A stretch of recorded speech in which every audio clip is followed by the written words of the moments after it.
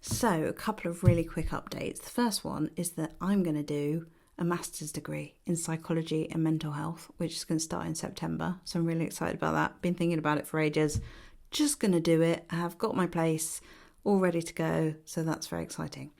The next thing is that I'm going to audition for Aladdin, for a pantomime, because I've always said that connection and community is the best thing in the world. And, you know, in my life, there's been a bit of stagnancy as well. So I'm like, okay, what am I going to do? Right, I'm going to do a master's degree. Screw it. I'm just going to do it.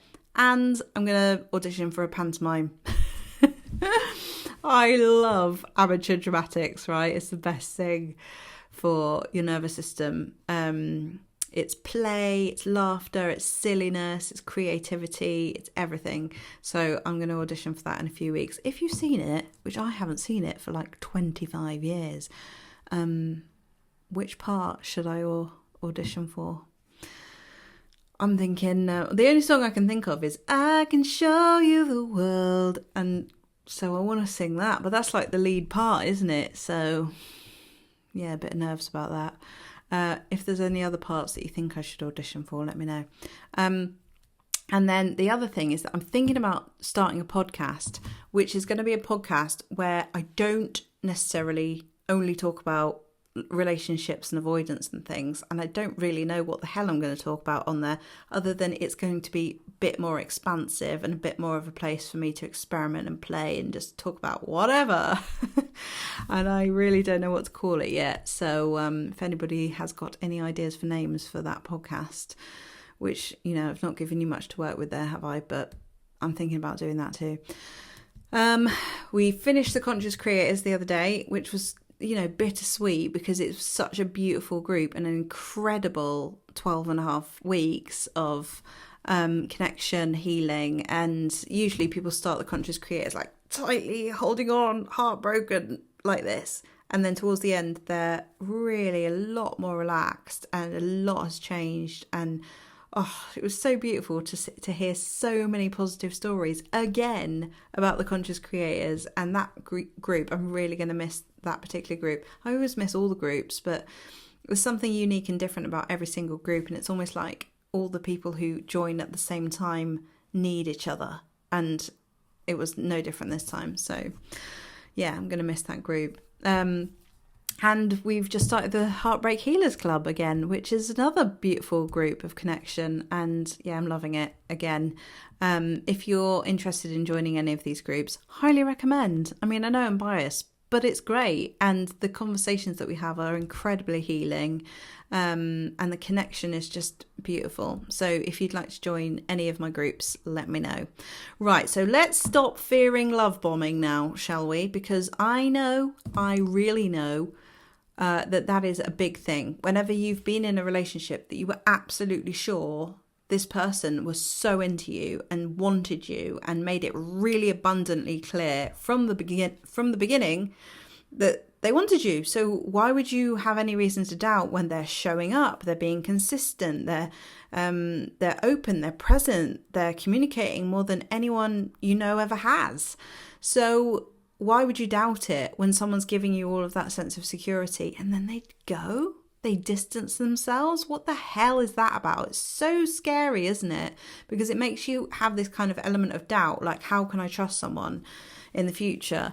So I want to talk about a few of the red flags so that you know, and maybe you already know because you've experienced it, you know what to look for. But the thing is that part of the reason why you might have struggled with this is because often when you don't have the backdrop of having learned from secure love in your life, as in with your family, with the people around you, that's consistent, that's calm, that's peaceful, that's not highs and lows and highs and lows, it's steady. When you haven't had that to learn from, how are we supposed to know what love actually should feel like? We're all just guessing and kind of romanticizing and fantasizing and hoping what we think it should be. And so when someone comes along and just suddenly meets all of these needs when we've been starving for our whole life, we're just going to take it. And more than that, we want to believe it. And when the ego wants to believe something, it's really hard to convince it that it's not right. So at the beginning of a relationship too, there's the nuance of the fact that emotions are heightened for both people. Whether someone is love bombing or they're being love bombed, emotions are heightened when someone who's love bombing sees someone that they like and they're like, I want to secure this person, as in I want to make sure that this person wants me so that I can keep them. They might do loads of things to make themselves feel more secure that they've got them, which is controlling, isn't it? It's really, really controlling and comes from a place of insecurity within them.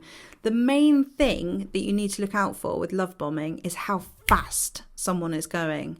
If someone is saying all of these really big statements at the beginning when you barely know this person, that is a huge red flag. If someone says you're the one within the first few days or a week or 2 or 3 or even a first month or the first year, I don't know.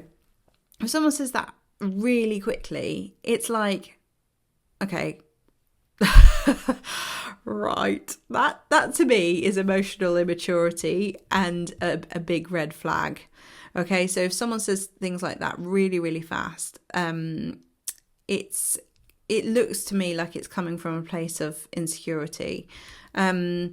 If they're wanting to move in really fast, if they're planning things like marriage and babies really fast, that's a really big red flag. And it can make you feel really secure because it's like, oh, wow, they want these really big commitment things with me.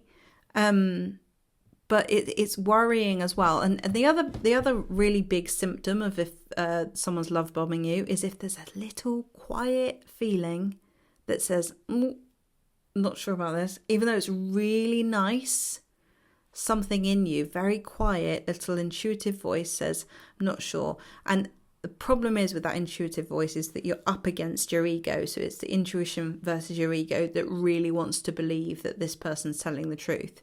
So that's where most people stumble on that. It's because they want to believe it so much with their ego, but their little quiet voice is saying no. And the quiet voice stays quiet a lot of the time until it starts to feel really hurt by someone pulling away. So, like I say, someone's being really fast and big, bold statements. Because the thing about big, bold statements like, I love you, you're the one, I want to be with you forever, I've never met anyone as perfect for me as you are, when they don't really know you, what that shows to me is a level of emotional immaturity because they're not thinking about how that might impact you if they're wrong. If they, in a few weeks or a few months' time, experience the relationship more and realise that there are some incompatibilities or that this person might not actually be ready for what they're saying, they have said things that have impacted you and they don't know at this point how vulnerable you might be. So where you know that someone's mature is that they're taking time to get to know you before they say big, bold statements like that. The other thing as well is that love bombers tend to not really care so much about your boundaries because they're doing some big romantic gesture, right? They can turn up at your house, they can send things to work, they can do all of these big statement things that are like, I really like you. And so it feels really nice. It's very validating. But sometimes it can start to feel like it's crossing your boundaries, and that's where you've got another red flag there.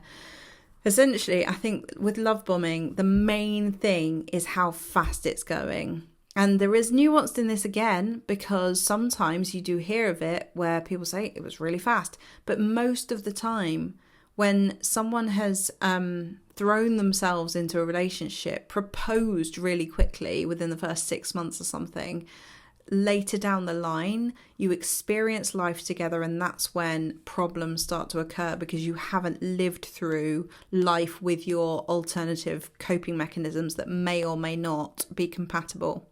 So you have to live life. They always say, don't marry someone until you've been with them when someone in your life has died, when you've moved house, moved country, been on holiday, all of these big life events. If you can get through those things together, then you know that you've got a really solid connection that's going to stand the test of time. Obviously, this isn't always the case in many countries and cultures because there's things like arranged marriage, and that's a different thing and it works differently, doesn't it? I think there is actually something really nice about arranged marriage. I mean, not that I would ever want to do that myself, but, you know, with arranged marriage, you've got your family and friends who love you and want the best for you, choosing someone for you based on values and compatibility, which is like more of a stable grounding often for relationship than chemistry and feelings. Because feelings at the beginning of the relationship, like when you're being love bombed, can be really disorientating and confusing, and you start to see through that instead of who the person actually is. And that's another thing with love bombing.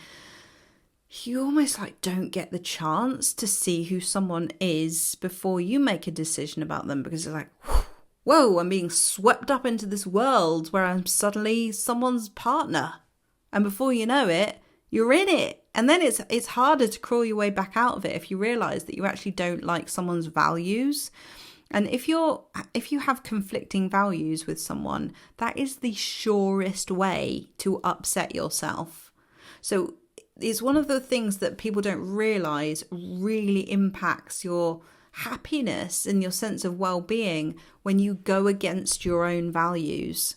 So it's again, your body will speak to you often before your mind does about these things in relationships. And like I say, the biggest kind of vulnerability you will have is if you've come from a background of instability, chaos, lack of connection, absent parents, whether that was physically or emotionally, and then you're looking for a relationship. It's really, really difficult to be able to judge, is this real or is it not real? And then you really want it to be real, like I say, so it's harder. So if you've got that background, you can know that about yourself and deliberately take it slow. Don't commit to someone too fast. Don't say you love someone too fast. And I don't like saying don't or you shouldn't or whatever, because, you know, I want you to go on your own journey. But these are just things that are historically red flags that you can look out for. And again, another part of this that's kind of nuanced is that, like I say, there is a risk in love anyway. So you can't really escape the fact that at the beginning of a relationship, you will feel nervous and anxious and worried. What if this person, it turns out not to be who they say they are? And all you can do really is ask the right questions, set boundaries. If they respect your boundaries, that's a green flag. If you ask the right questions to them about who they are, how do they know that you're the one? And the thing is, if they say something like, I just know, that's not a good answer. So it's asking the right questions to someone to find out who they are. And more importantly, noticing, are they asking you? Are they asking you the right questions? Do they seem interested in you? Or do they seem interested in committing to you? Do they seem interested in the status of the relationship, or do they seem interested in you as a person and creating something strong and steady? Slow and steady wins the race at the end of the day. So I hope you found this video useful. If you'd like any more information about what I do, you can find out all the information in the links in the description below, and I'll see you in the next video. Bye.